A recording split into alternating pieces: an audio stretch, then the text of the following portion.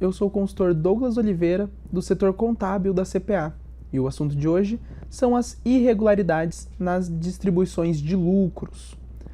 A questão da distribuição de lucros ela é muito polêmica, muito delicada, principalmente para os escritórios de contabilidade, já que a gente não tem aquele contato direto com o sócio, e o sócio é aquele que é responsável pela empresa, é aquele que está sempre visando o lucro, então ele sempre vai querer retirar mais lucros dessa empresa, sempre que for possível.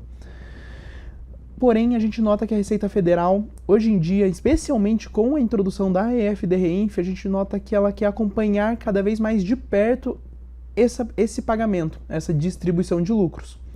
Agora, com a REINF, a gente tem a obrigatoriedade, independentemente do valor, que provavelmente vai acabar continuando dessa forma dentro da REINF.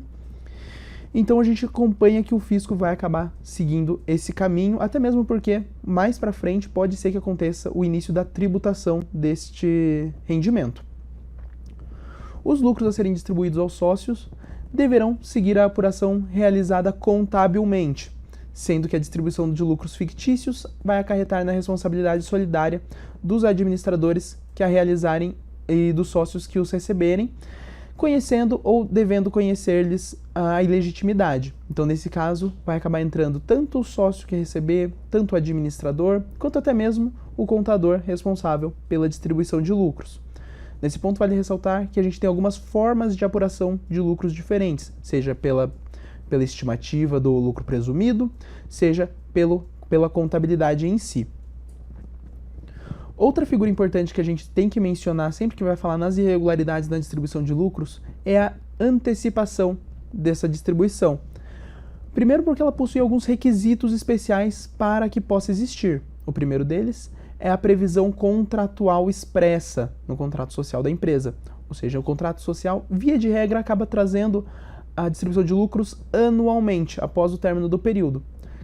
Somente poderá ocorrer a antecipação quando o contrato prever que pode ser pago de forma antecipada. Além disso, também é importante que a distribuição de lucros não ultrapasse o valor do lucro apurado no período completo. Então, além disso, além da gente ter a previsão contratual, a gente também tem que ficar de olho se esse lucro que a gente já pagou não vai ultrapassar aquele lucro que vamos ter no final do período. Além disso, nós também devemos ter o balanço intermediário para essa apuração. Então, no caso da distribuição de lucros antecipada, sempre que eu for fazer uma antecipação dos lucros, eu vou ter que abrir um balanço intermediário para ir fazer essa distribuição, mais uma vez, ficando sempre de olho quanto ao valor limite que a gente vai ter. Por quê? Porque nesse caso, na distribuição antecipada, os valores que a gente antecipou que ultrapassarem esse limite não vai poder ser considerado lucro. Assim também como todo valor que for distribuído a maior que o lucro apurado, ele também não poderá ser tratado como lucro.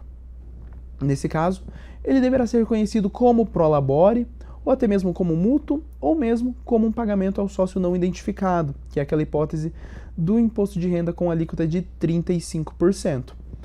Via de regra, acabamos caindo na regra do prolabore, porém, o prolabore ele tem suas regras especiais também. Ele também tem a incidência do imposto de renda retido na fonte, ou seja, ele não é um rendimento isento tal qual é a distribuição de lucros.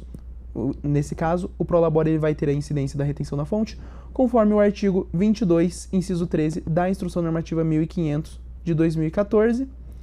E nesse caso, a gente vai considerar essa distribuição de lucros conforme a data do pagamento. Então, caso a gente tenha antecipado esse valor e tenha considerado lucro anteriormente, agora a gente vai fazer a apuração do prolabore, considerando o recolhimento do imposto de renda retido na fonte com multa e juros também. Assim também haverá a incidência da contribuição previdenciária no caso do prolabore. Outra hipótese seria o caso de se considerar como mútuo. Então, porém, o mútuo da pessoa jurídica para a pessoa física acaba tendo a incidência tanto do imposto de renda retido na fonte quanto do IOF. Então, além disso, o contrato de mútuo ele também está sujeito à incidência de juros, de forma que o Código Civil estabelece que deve ocorrer essa incidência. Por fim, a gente tem que ressaltar os reflexos na EFD-REINF trazidos pela distribuição de lucros de forma irregular. O primeiro ponto é que ele não deverá constar na FDRINF aquilo que não é lucro.